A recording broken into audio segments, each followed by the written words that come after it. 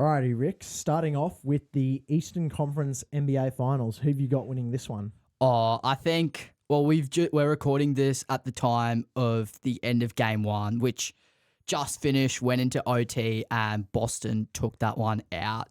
So Game 7 of the conference semis, Celtics pretty much went through in 5 against the Cavs.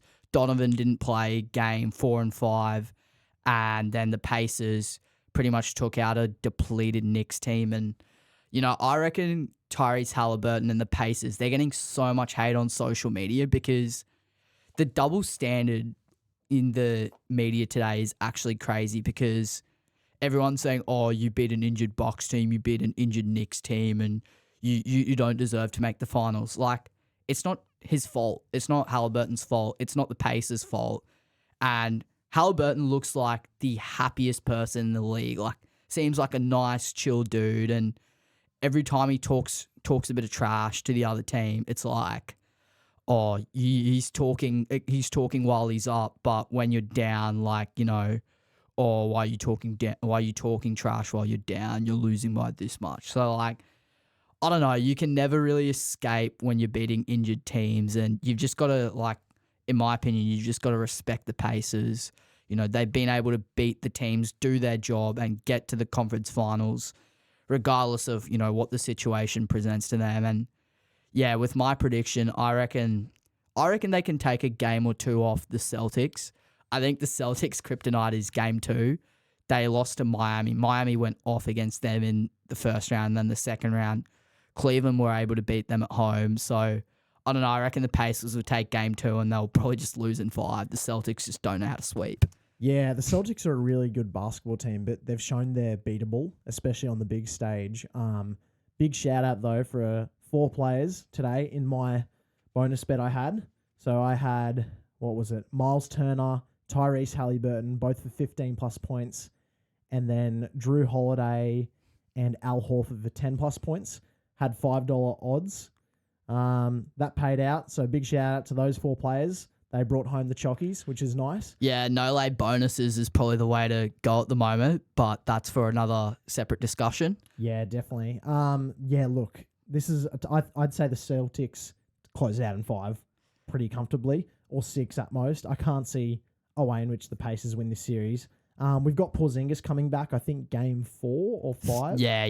Yeah, so he might be a bit rusty to start off with, but he's a great player, and he'll just add a lot more to that Boston offense. And he's been great defensively this year too.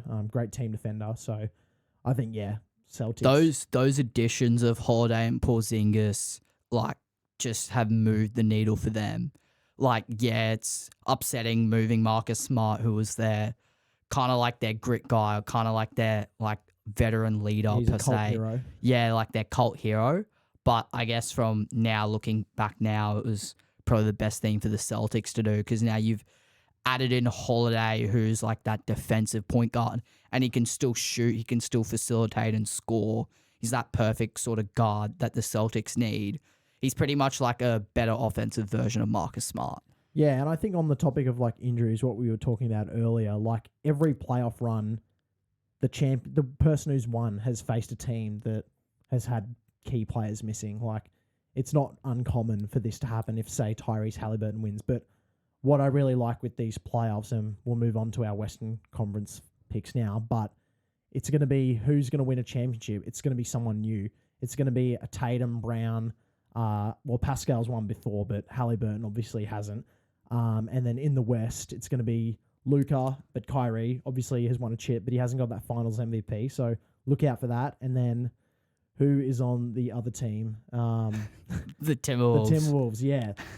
Anthony Edwards, or I guess Cat would be the front runners if they won the finals. I hate Cat. Yeah, I doubt Rudy Gobert would get that award. Maybe if he hits a few more fadeaway shots. Yeah, the one-handed fadeaway. Yeah, that was wild. But I think in that series, I've got I'd say it's going 6 or 7 between the Wolves and the Mavs. I really like the experience of the Mavs with Kyrie, that leader. But at the trade deadline, them bringing in Gafford and PJ Washington have just been huge for them, both offensively and defensively. I think, they were, with that acquiring of the two of them, I'm pretty sure they're probably they were the hottest team going into the playoffs and the most informed team, I reckon, going into into the playoffs. And yeah, like no one would have probably predicted the Mavs making the conference finals at the start of the year, given how bad they were defensively. They fixed that solution and their offense is just as good, if not better. But in terms of who I'm picking, I'm taking the Wolves in 7. I think it's going to be a great series, but their size and their defense just goes to show like it caused the Nuggets problems. And to be honest, I had the Nuggets in 7. I thought they were not going to lose at home, and I love the Nuggets. I love Jamal Murray. I've got his jersey at home. Burn it. No, not a chance. But I think the Nuggets throughout the entire playoff series just look gas. And like, I think Mike Malone was talking in the conference semis at the end of the game 7 in that press conference. He was pretty much just saying like they were pretty much gassed. And I saw a video the other day that it goes to show how LeBron, his 8 straight finals run, pretty much ruined the league in terms of the standard that he set. So now the NBA media basically wants they expect someone who's just won the championship the year before to go back to the finals again, do it again and again and again. But I think over the last 5 years, or not since the KD Warriors, has a championship team or the defending champs gone and finished and gone out of the second round. So there's pretty much a new team every year over the last 5-6 years, which is absolutely crazy. And it goes to show the longevity of LeBron and how making 8 straight or 9 straight finals is pretty much impossible. Yeah, agreed. That LeBron's like 8 straight. That's just wild. But I did have a bones pick, I'd guess, with Mike Malone in that press conference. I think he was doing a lot of talking after the Western Conference finals last year towards the Lakers. And it's all good to talk while you're winning and stuff, but he wasn't very gracious in defeat, especially with that reporter when they asked. It was a valid question, I think. You're up 20. How does it feel now that you've lost? And he just snapped and sort of threw a bit of a fit. And I hope he apologizes for that because it was pretty uncalled for. I think, yeah, the Celtics, the Nuggets losing both Bruce Brown and Jeff Green, 2 key pieces for their team in free agency last year. I think that really hurt them. Like Jamal Murray came out and said he's exhausted. And obviously Jokic just wants to go back to Serbia and ride his horses, watch him win. So he's so funny. I love Jokic, how he just like doesn't care. Like he was sleeping when he got drafted. His brother called him and he just puts down the phone and says, I'm sleeping, and finds out the next day. Like he's funny. I don't know if he actually like really doesn't care about basketball. No, I think he actually like cares a lot about basketball. I just think he hates the media, or just doesn't want to give them that attention.